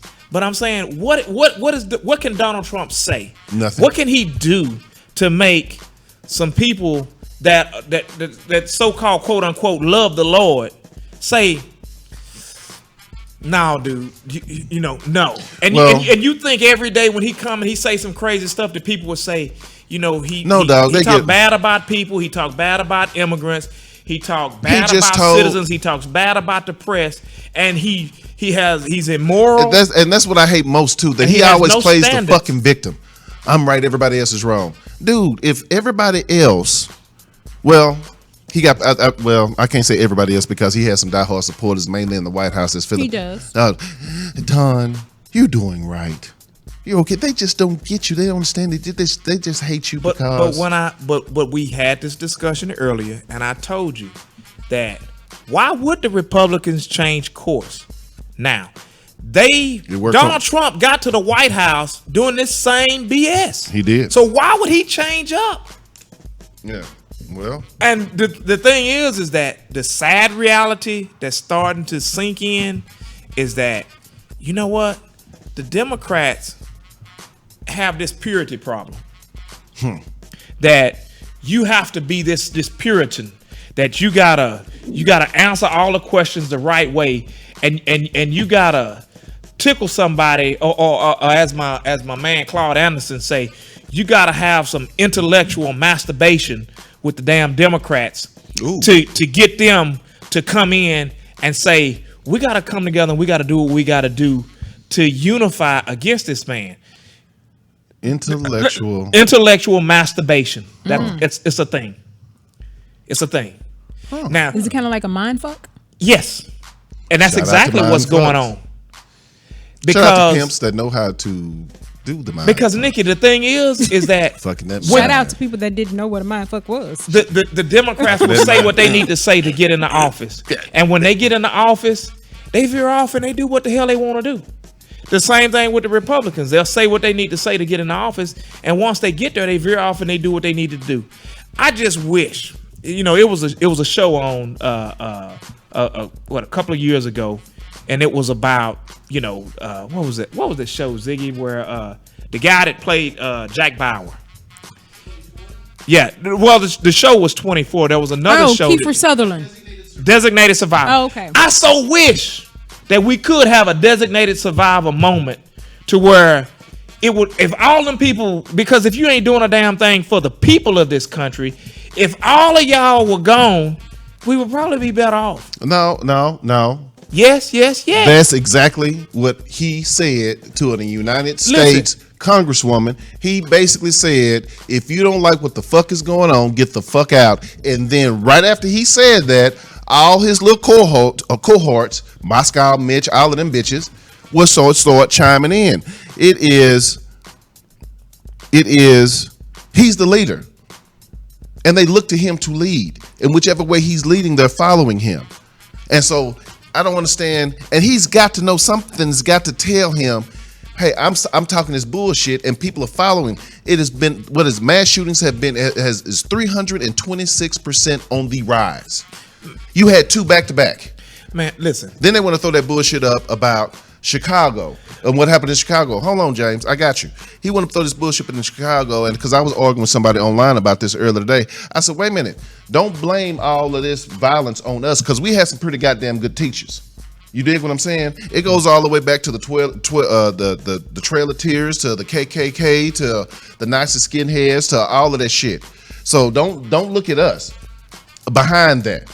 You put us in a very bad economic situation after you've already you have the starting line here, but we all the way back there, and then you want us to catch up and win a race, and we are already behind because we have been denied all the economic power. We've been denied a self point of history and all of that stuff and everything. So it's that. But you got all these people, and that's what's killing me. How can you follow somebody who spews this and you call yourself a Christian?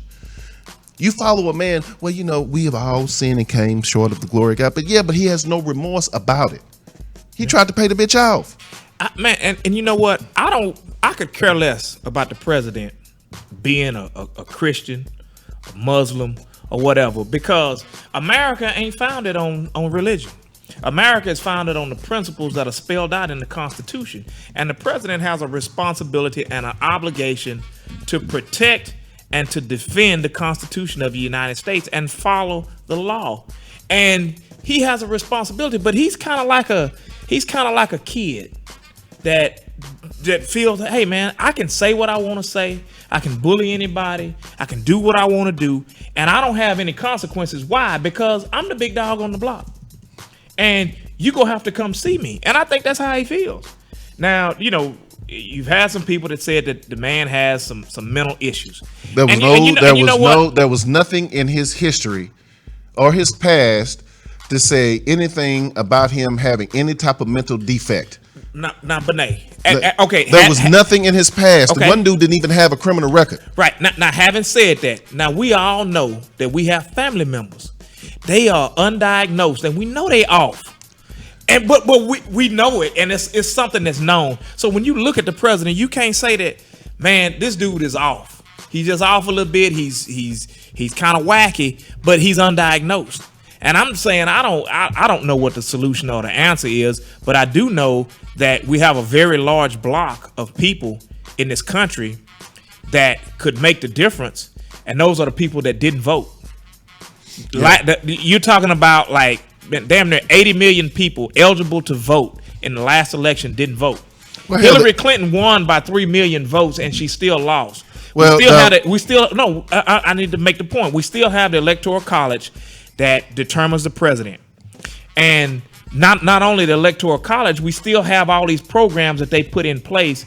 This cross check, where they came in and they kicked people off the voting rolls. Where they came in and said, well, if there was a Jerry Embry in another state, then all Jerry Embrys get kicked off the voting rolls in all states. Why? Because this cross-check program says it's got to be the same damn person.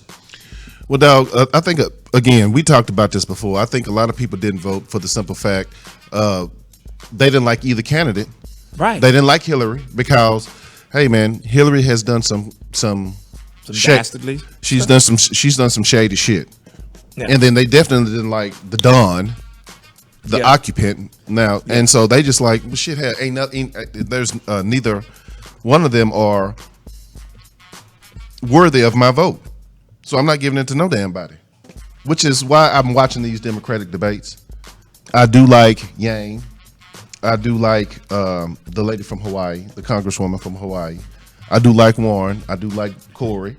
Shout out to Brother Booker. You might as well see them as a modern day Ross Perot, where they go come in and they go interject and they go bring a discussion to the table, but they not go move the needle. If you think that Yang don't stand a damn chance, Gillibrand or whatever her name is, she don't stand a chance. I actually like her. I really do. Yeah, I actually like her. I like her, but I'm saying she don't stand a damn chance because it's not about the personality and what people like. It's about the money, and that's the thing that is wrong with politics in this damn country. It's not about the front runner is the person that can raise the most money because they say, and that would be Uncle Joe. Yeah. People if they put money behind you, they believe in you, they go vote for you. And so and that's how people, they look and they say, well, you didn't raise but $4 million this quarter. Mm-hmm. Uncle Joe raised 50. You probably ain't gonna make it. Dig it.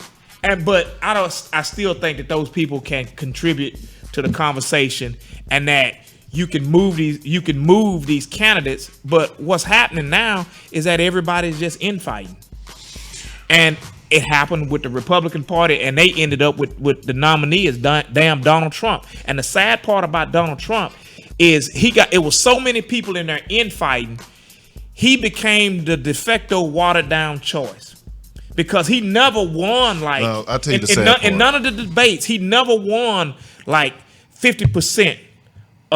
He never got like 50%. I'll tell you the sad part, bro. What's the sad part is that I have literally thought about, with all these mass shootings, with all the racism, I can't find a solution. I can't find a solution to try to encourage or to help people. That makes me very sad because me and you both veterans. We both have fought for this country as a lot of veterans. We fought for some of these civil liberties, and all of these civil liberties, all these rights and everything like that. And it kills me that when Nikki writes a blog, because again, Nikki is not a political person at all. When she writes a blog, because she has a fear for her child, who is a successful businessman, is a father and all that stuff, and she has to wake up in a fear. She has to text her son every other day, to tell him to love him, but also just to check and make sure that he is all right. And I can only imagine when our sons grow up, because you got Samuel, you got Jeremiah, who are 2 and 1.5.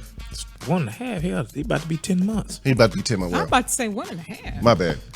So how often are we gonna have to have this discussion to our sons and about our sons and about this whole society? All immigrants aren't bad. Some of them are literally coming over here for asylum just to find a better life. Well, to speak to the immigration issue. Wait a minute. How does he tie in these mass shootings to immigration reform? That astounds me. No, how does it astound you? Man, listen, this is the Donald Trump show. What we have been experiencing since he's been in office is a Donald Trump reality show. because what he does things and he says things for sensationalism and for ratings. And when he comes in and it's shock value. See, you may not like some of the stuff that Howard Stern says, but he's popular. Yeah. And the reason why he's popular is because of the crazy stuff that he says. And that's the reason why people tune in and they listen. But I blame, like you say, I could blame the media. The media is the problem. But they gave him all this airtime. They gave him all this attention. When they should have said, you know what? You batshit crazy. We're not about to cover you every damn word. But he would say something crazy to make you say, look what Donald said. Let's go. You know what? That's something else too, because I mean, you know, my wife gonna get mad at me. And he bragged that he didn't have to spend hardly no money because of the free airtime that they gave him. My wife would sit up there and watch everything retarded on Facebook. Every you know, and what draws us to that? What draws us to all this animosity? It's an escape. Drama. It's us looking at something that we don't have in our everyday life. Like, that's why I watch like the Real Housewives and Love and Hip Hop Hollywood. It's the ratchetness, it's the drama, it's entertainment. I guess. I mean, when we were coming up, we had shows about black folk in college.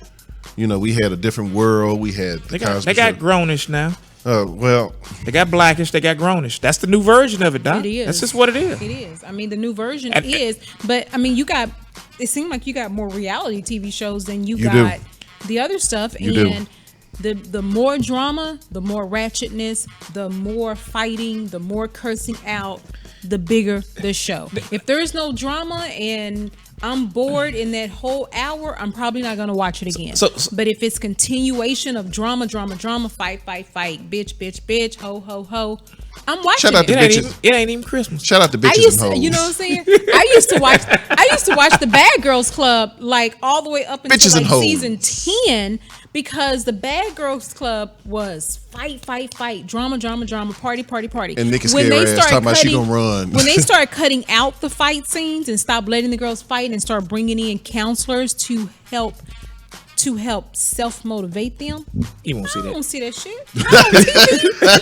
That's not what the Bad Girls Club is supposed to be about. They're not supposed to be there for therapy. But let me ask you this, Nikki. So if you at home on a Saturday and you've washed your clothes, you've cleaned up your place, and you chilling, thinking about what you might do, you never watch National Geographic? You never watch like the Travel Channel? I don't watch National Geographic because I have a fear that I may be watching something and they start showing snakes. All right, ladies and gentlemen. I mean, that's an honest answer. I mean, I don't do snakes. I can't watch snakes. I can't even look at snakes. So why go to a channel where there's a possibility there's gonna be one on there? Well, I mean, the reason why I ask is because sometimes I may be up late at night and I'll be watching stuff like, man, wow, this is, you know, animals and other things that's like, you know, travel, like these different places. Like I find myself watching this where the dudes are building these pools, these swimming pools. And I don't know why I'm watching it because I damn sure don't want a swimming pool. But I'm like, it's just interesting stuff. You know, if I'm up late at night and I'm scrolling the channels, I swear to God, and it's probably a little bit morbid of me, but if I can't sleep, I am looking for a scary movie. Lord have mercy. That's what I'm looking for. I'm like, there is not one scary movie on. There's no old Friday the 13th. There's no Halloween. There's no nothing. You don't watch the zombies, the Living Dead? I do, but you know, that stuff is like real cheesy. The acting is bad. All right, ladies and gentlemen. But that's just me. I'm getting the signal to wrap it up. I want to thank everybody Where'd that signal come from? Zig. Zig gave a signal? He gave me the signal, Oh, he just shot you a finger. Oh. Okay. Well. That's all that was. Yeah. Ladies and gentlemen, hey, first off, I want to thank everybody for tuning in tonight. It has been a long time, and I have missed it. I know we got serious tonight. Next week, we will probably interject some ratchetness because we got Nick Shady. Wait a minute, you will? I probably will. First of all, let's be clear. Okay, I don't President. bring ratchetness. No, I just like messing She with bring neck rolling. Yeah. Like she doing right now. See, have you missed this? Have you missed argument? It's been about 6 months. It's about 4 months since me and Nikki had a good drag out argument. So, and it ain't about to be one tonight. No, it ain't gonna be one tonight. But you know, I'm gonna get her worked up next week. But I need promise you to get that shit right. Nick Shady, ladies and gentlemen. Hey, thank y'all for the emotion is real. We thank y'all for tuning in tonight. We appreciate y'all. Hey, please follow Myself, the Benet Embry Show on all social media. JDC, you know me on Instagram. Nikki Jackson, she famous. Go buy her book. Get the book. Get the book. Follow the Benet Embry Show. Check out the article on Voyager. We will see y'all next week with more hot topics. And actually, we might actually have an interview, somebody who actually shows up. Shade. So, that being said, we'll see y'all next week. We'll holler at you. Y'all have a great week. Peace.